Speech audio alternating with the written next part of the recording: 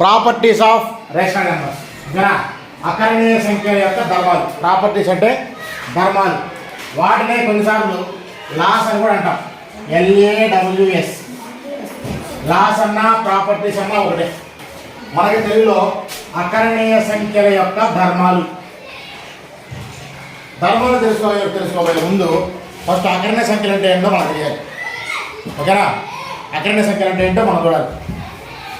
చూడండి, అకరణీయ సంఖ్యలు అంటే రేషనల్ నెంబర్స్ అంటే P/Q రూపంలో ఉండాలి. P/Q రూపంలో ఉండాలి. Q is not equal to 0 అయి ఉండాలి. అట్లా ఉందా? అకరణీయ సంఖ్యలు రేషనల్ నెంబర్ అని అంటే the numbers which are of the form P/Q such that, దీన్ని సచ్ దట్ అని అవుతాం. Such that Q is not equal to 0. అకరణీయ సంఖ్యలో ఈ భిన్నాన్ని పైదాన్ని లవం అంటాం, కిందాన్ని హారం అంటాం. పైదాన్ని లవం అంటాం, కిందాన్ని హారం అంటాం. చూడండి, హారం మాత్రం 0కి సమానం కావాలి లేదా అప్పుడే దాన్ని ఏమంటాం అంటే అకరణీయ సంఖ్య రేషనల్ నెంబర్ అంటాం. అదవుతుందా?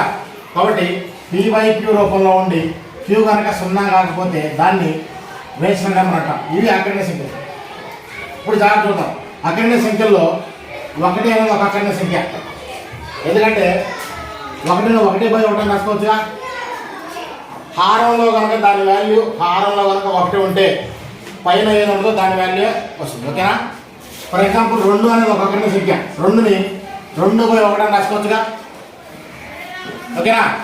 3 అనేది ఒక అకరణీయ సంఖ్య. 3ని 3/1 రాసుకోవచ్చు. అదవుతుందా?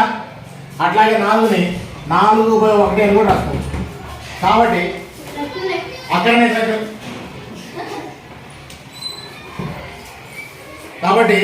అకరణీయ సంఖ్య రూపంలో ఉండాలి అంటే ఏ రూపంలో ఉండాలి? P/Q రూపంలో ఉండాలి. Q అనేది 0కి సమానం కావాలి. దీన్ని బట్టి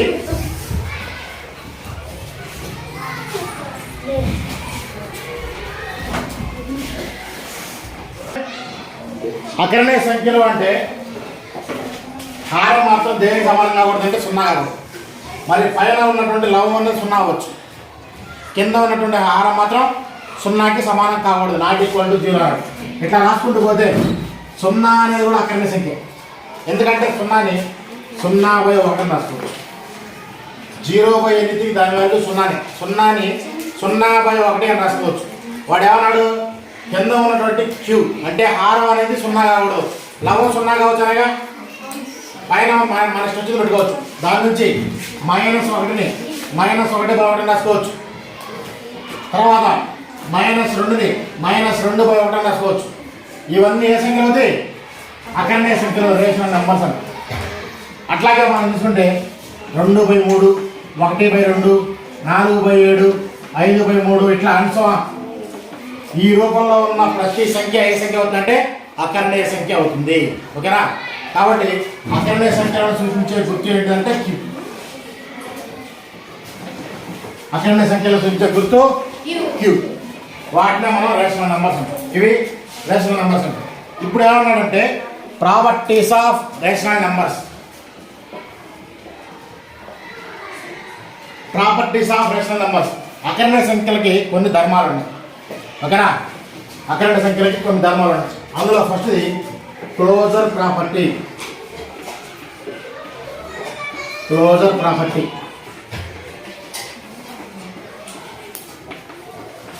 క్లోజర్ ప్రాపర్టీ తెలుగులో సంవృత ధర్మం అంటారు. క్లోజర్ ప్రాపర్టీ సమృత ధర్మం. క్లోజర్ ప్రాపర్టీ ఏం చెప్తుంది అంటే జాగ్రత్త ఇక్కడ నుంచి.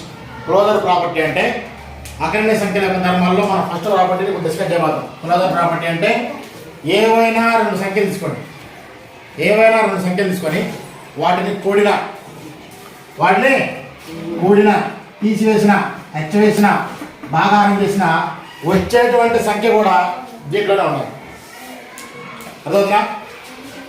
ఒకసారి మళ్ళీ మనం అకరణీయ సంఖ్యల యొక్క ధర్మాలని చెప్తున్నాం. అందులో ఫస్ట్ది క్లోజర్ ప్రాపర్టీ, సమృద్ధ ధర్మం. సమృద్ధ ధర్మం ఏం చెప్తుందంటే ఈ అకరణీయ సంఖ్యల నుంచి ఏవైనా 2 సంఖ్యలు మీ ఇష్టం సంఖ్యలు తీసుకోండి. ఏ 2 సంఖ్యలు తీసుకున్నా ఆ రెండింటిని కూడినా ఆ రెండింటిని తీసివేసిన, ఆ రెండింటిని హెచ్చవేసిన, ఆ రెండింటిని భాగారం చేసిన వచ్చేటువంటి సంఖ్య కూడా దేంట్లో ఉండాలి? దీంట్లోనే ఉండాలి. అంటే దాన్ని బట్టి ఏం చెప్తున్నానంటే రెండు అఖండ సంఖ్యలు, for example A comma B అనేది రెండు అఖండ సంఖ్యలు ఉంటున్నాం. ఆ రెండింటిని ఏ ప్లస్ బి చేయొచ్చు, ఆ రెండింటిని ఏ మైనస్ బి చేయొచ్చు, ఆ రెండింటిని ఏ ఇంటూ బి చేయొచ్చు, ఆ రెండింటిని ఏ డివైడ్ బై బి చేయొచ్చు. వచ్చేటువంటి సంఖ్య కూడా ఏ సంఖ్య ఉండాలంటే అఖండ సంఖ్య అయి ఉండాలి. ఎందుకంటే రెండు అఖండ సంఖ్యలని కూడినా కానీ, తీసివేసినా కానీ, హెచ్చవేసినా కానీ, భాగారం చేసినా కానీ వచ్చేటువంటి సంఖ్య కూడా ఏ సంఖ్య ఉండాలి? అఖండ సంఖ్య ఉండాలి. అప్పుడు అది ఏ ధర్మం అవుతుందంటే సమృద్ధ ధర్మం, క్లోజర్ ప్రాపర్టీ. ఇప్పుడు జాగ్రత్త మీకు రెండు సంఖ్యలు తీసుకున్నాం. ఫర్ ఎగ్జాంపుల్ -1 -2, ఈ రెండు ఎక్కడ అఖండ సంఖ్యలో సరే. ఈ రెండింటికి కూడదాం. -1 కూడాలి కాబట్టి +2 అంటే -1 -2 రెండు సంఖ్యలు. ఈ రెండింటిని కూడాలి కాబట్టి ప్లస్ వేసా. రెండు ఒకే గుర్తున్నాయి కాబట్టి కూడండి. ఎంత అవుతుంది?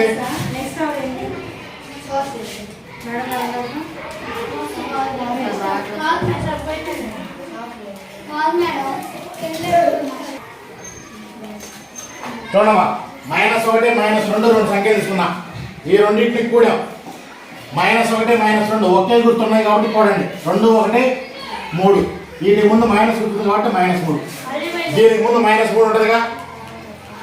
-2 అంటే దీని ముందు -3 ఉంటుందిగా. అంటే -1 -2 దేంట్లో తీసుకున్నాం మనం? అఖండ సంఖ్యలో. -3 ఏ సంఖ్య అవుద్ది? ఏ సంఖ్య అవుద్ది?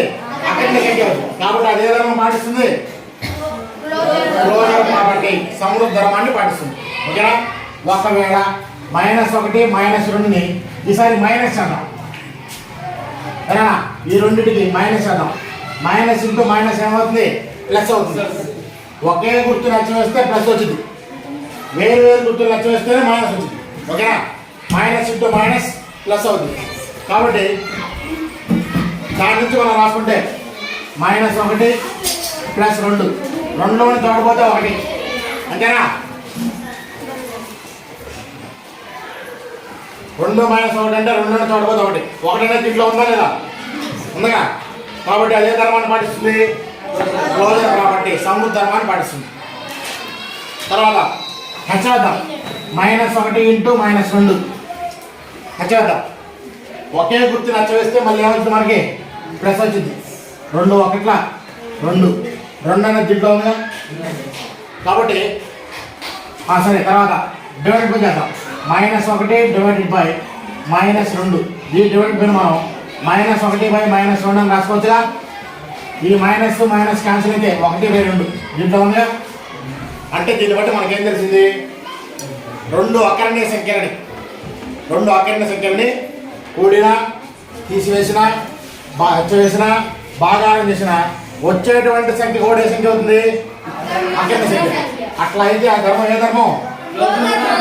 కాబట్టి సమృద్ధ ధర్మం. దాన్నే మనం ఏమంటామంటే రేషనల్ నంబర్స్. దాని అఖండ సంఖ్యలు అనేవి ప్లస్ దృష్ట్యా, ప్లస్ని సంకలనం అంటాం, మైనస్ని వ్యవకలనం అంటాం, దీన్ని గుణకారం అంటాం, దీన్ని భాగాహారం అంటాం. అఖండ సంఖ్యలు అనేవి సంకలనం దృష్ట్యా సమృద్ధ ధర్మాన్ని పాటిస్తాయి అన్నాడు.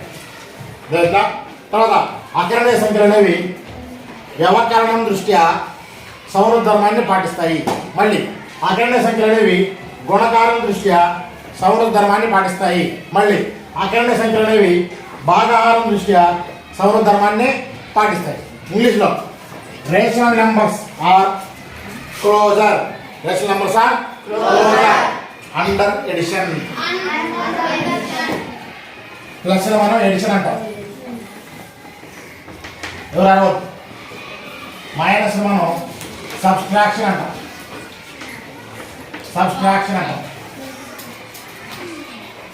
ఇంటర్ని మనం మల్టిప్లికేషన్ అంటాం. డివైడ్ బై గుర్తు డివిజన్ అంటాం. అర్థమవుతుందా? ఇప్పుడు చూడండి, rational numbers are closure under addition. Next rational numbers are closure under subtraction. Rational numbers are closure under multiplication. Rational numbers are closure under division. ఇప్పుడు అర్థమైందిగా? కాబట్టి క్లోజర్ ప్రాపర్టీ ఫస్ట్ ఏం చెప్తుందంటే మనకి రెండు సంఖ్యలని రెండు అక్కడనే సంఖ్యలను తీసుకొని ఖర్చు వేసిన కూడిన భాగారం చేసిన తీసివేసిన వచ్చే సంఖ్య ఒకే సంఖ్య ఉండాలి. ఏ సంఖ్య ఉండాలి? అక్కడనే సంఖ్య ఉండాలి. అట్లా అయితేనే అదే ధర్మం సమృద్ధ ధర్మం పాటిస్తుంది. ఓకేనా? అది ఫస్ట్ నోట్స్ రాయండి. చూడండి నెక్స్ట్ సెకండ్ వన్ రెండో ప్రాపర్టీ. ఫస్ట్ ప్రాపర్టీ మనం క్లోజర్ ప్రాపర్టీ సమృద్ధ ధర్మం చెప్పాం. తర్వాత రెండో ప్రాపర్టీ ఏం చెబుతుందంటే commutative law. Commutative property COMMUTATIV commutative property. దీన్ని తెలుగులో ఏమంటారంటే స్థిత్యంతర ధర్మం అంటారు.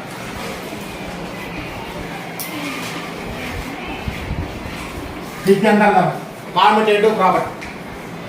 దీని ప్రకారం ఏం చెప్తుందంటే ఏవైనా రెండు సంఖ్యలు తీసుకోండి. ఆ రెండు సంఖ్యల్ని ఒకసారి కూడదాం.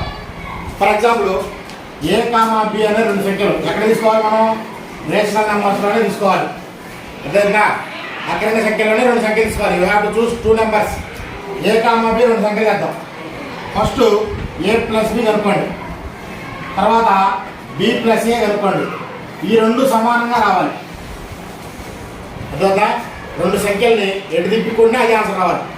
అట్లాగే రెండు సంఖ్యల్ని ఎటు తిప్పి తీసేసినా అదే ఆన్సర్ రావాలి. రెండు సంఖ్యలు ఎటు పెట్టి వచ్చి వేసినా అదే రావాలి. రెండు సంఖ్యలు ఎటు భాగించినా ఒకే ఆన్సర్ రావాలి. అట్లా వస్తే అది ఎలా అవుతుంది? కాంపిటేటివ్ లా అవుతుంది. చూడండి ఫర్ ఎగ్జాంపుల్ నేను మళ్ళీ 2, 3 ఇక్కడ ఉన్నాయిగా అక్కడ సంఖ్యలో ఈ రెండు రేషనల్ నెంబర్ తీసుకున్నాం. ఎగ్జాంపుల్ కోసం 2, 3 అనే రెండు నెంబర్ తీసుకున్నాం. ఓకేనా? ఈ రెండు సంఖ్యల్ని ఫస్ట్ కూడదాం.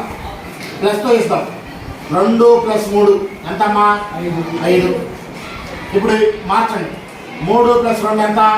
5. ఈ రెండు సమానమేనా? కాబట్టి ఎలా అవుతుంది? ఏ ప్రాపర్టీ? Competitive property. దేని ప్రకారం? సంకలనం ప్రకారం. ఓకే, ఎడిషన్ ప్రకారం. అదైపోయింది. నెక్స్ట్ రెండోది మైనస్ చేద్దాం. 2 - 3 ఎంతమ్మా? -1. అంతేనా? పెద్ద సంఖ్యలో చిన్న సంఖ్య తీసేయాలి. పెద్ద సంఖ్యకు ముందు మైనస్ పుట్టింది కాబట్టి -1. తర్వాత ఇప్పుడు మార్చండి. 3 - 2 ఎంత? +1. ఈ రెండు ఒకటే సమానమైనయా? ఆడైన ఇది -1 ఇది +1 అయిందా? అవ్వలేదు. కాబట్టి ఇది స్థిత్యంతర ధర్మాన్ని పాటించదు. దేని కింద? వ్యవకరణం కింద. ఓకేనా? తీసివేత ప్రకారంగా స్థిత్యంతర ధర్మాన్ని అక్కడ సంఖ్యలో పాటించదు. తర్వాత గుణకారం చేద్దాం. 3 రోజులు ఎంత? 6. మరి 2 3 ఎంత? 2 ఒకటేగా? తర్వాత 3/2 ఎంత? 1.5 వచ్చింది. తర్వాత 2/3 ఎంత అవుతుంది? 0.3 వచ్చింది. ఈ రెండు ఒకటే కాబట్టి -/. ఈ రెండింటి ప్రకారం స్థిత్యంతర ధర్మాన్ని అకరణ సంఖ్యలో పాటించవు. అదే సంకలనం గుణకారం ప్రకారం అయితే పాటిస్తాయి. ఒకసారి చూడండి. కాంపిటేటివ్ లా అంటే స్థిత్యంతర ధర్మం ఏం చెప్తుందంటే రెండు సంఖ్యలని ఎటు తిప్పి కొట్టినా, ఎటు వచ్చేసినా, ఎటు తీసేసినా, ఎటు భాగించినా ఒకే ఆన్సర్ రావాలి. అదేవిధంగా ఫర్ ఎగ్జాంపుల్ A, B అనే రెండు సంఖ్యలు తీసుకున్నప్పుడు A + B ఎంత వచ్చిందో B + A కూడా అంతే రావాలి. లేదా A - B ఎంత వచ్చిందో B - A కూడా అదే రావాలి.